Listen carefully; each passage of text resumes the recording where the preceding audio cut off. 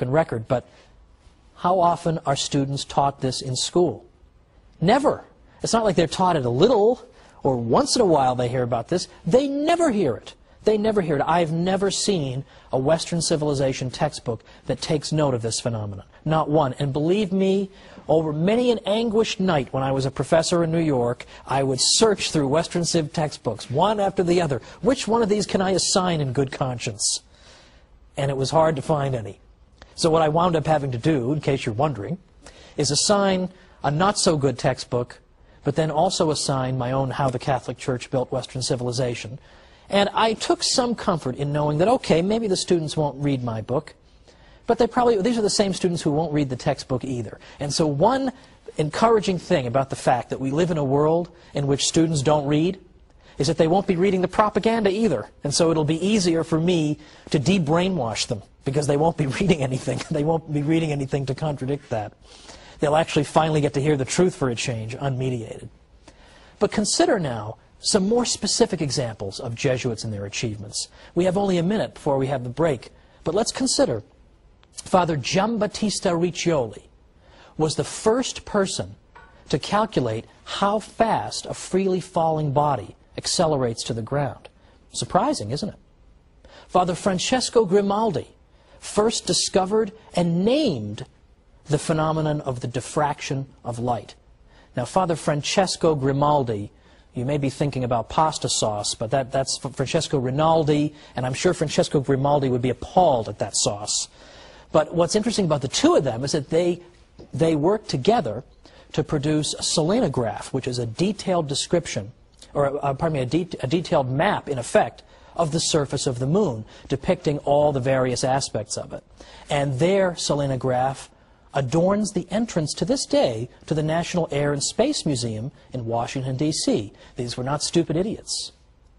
Now, there are still other scientists we have to cover, and we'll be getting to them a little bit after the break. But for now, let's just note that it isn't just that we've got a bunch of scattered scientists here and there. It's that in practically every scientific discipline, there are priests who are involved, not just Catholic laymen, but priests who occupy this most important vocation in the Church. So join me in a minute. Let's keep doing some myth busting.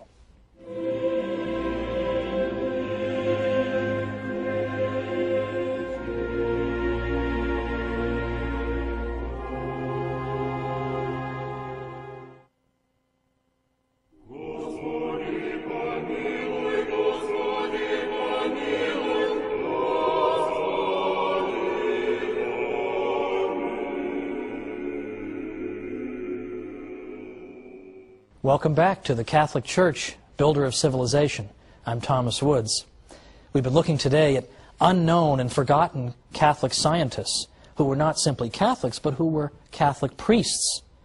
So I think this helps to overturn the idea that there is some necessary contradiction between being a Catholic and being a scientist, between the Catholic faith and scientific endeavor. Now, any one of the people that I've mentioned up to now, and whom I will mention in a moment, would make the subject of an excellent term paper or book. And yet, astonishingly little is written about these great Jesuit scientists. In fact, can you believe there is nothing in the English language, there is no systematic study in the English language of the Jesuit scientists? There's no book on the subject. So graduate students out there, here's your project. Okay, you get your job somewhere. We need you to start working on this, because this is a lost and forgotten chapter in the history of Western civilization, and it doesn't deserve to be.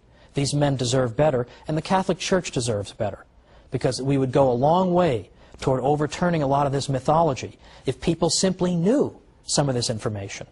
But unfortunately, they don't. You have to be some kind of a code breaker to figure it out, to find it in the midst of all the nonsense out there in the world. And there are books on every bizarre subject under the sun, hundreds of them on everything, nothing on the Jesuit scientists, and yet it would be a work of many volumes to write this stuff, but it needs to be done. Somebody should do it. I don't want to do it. It would take too long, and I don't have time, but I want somebody to do it. It's an important project. Let's consider another Jesuit in the modern period, Father Athanasius Kircher. My confirmation name is Athanasius, so I have a certain kinship to Father Kircher. Among other things, he's considered to be the father of Egyptology. Maybe a new word, but it simply means the study of ancient Egypt.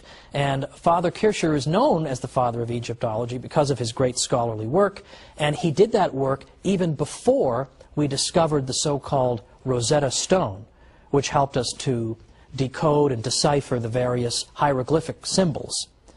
In fact, it was because of Father Kircher's work that when we did find the Rosetta Stone, scholars knew what to look for, knew how to approach the subject. He's been called the master of 100 arts, and a historian writing as recently as 2003 said that Father Kircher is one of the few people of whom it can be justly said that all knowledge was his domain. Astonishing, we've never heard of this guy. His work in chemistry helped to debunk alchemy, which was this sort of phony science that alleged that you could take base metals and somehow transmute them into gold. There were serious scientists, even Isaac Newton, and Boyle, who took this seriously. And it was Father Athanasius Kircher who helped to throw cold water on it. Again, forgotten, down the Orwellian memory hole. Roger Boscovich was a Catholic priest who is known to many as the father of atomic theory.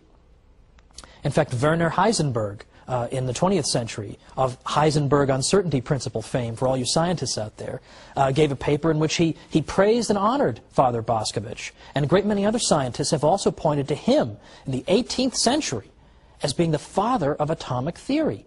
He's been called the greatest genius Yugoslavia ever produced, and yet forgotten.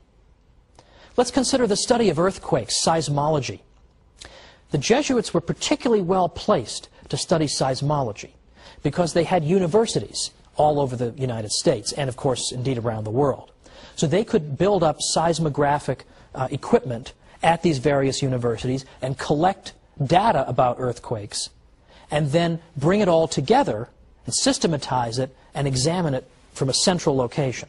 So they began in the early 20th century building seismological stations at their universities across the United States. Now, let's also consider, by the way, that it was a Jesuit who wrote the very first book on seismology in the United States. The first textbook on seismology in the United States was written in 1936 by Father J.B. McIlwain. Father McIlwain, by the way, has a medal named after him. Every year, the American Geophysical Union awards a medal to an aspiring young geophysicist. And that medal is named after Father McIlwain, the great Jesuit who wrote the first such textbook in America and who also served as the president of the American Geophysical Union. For these reasons, the study of earthquakes, or seismology, has become known as the Jesuit science. Now, do people know about this? No, but should they? The question answers itself. What else did the Jesuits do, though? Sure, they were studying about earthquakes and measuring freely falling bodies and studying ancient Egypt and studying chemistry. So what have you done for us lately?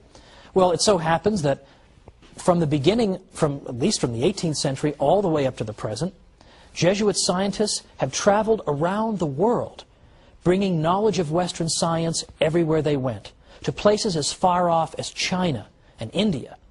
They built up, in effect, the scientific infrastructure of a great many countries around the world, ranging all the way from Ecuador to the Philippines and beyond.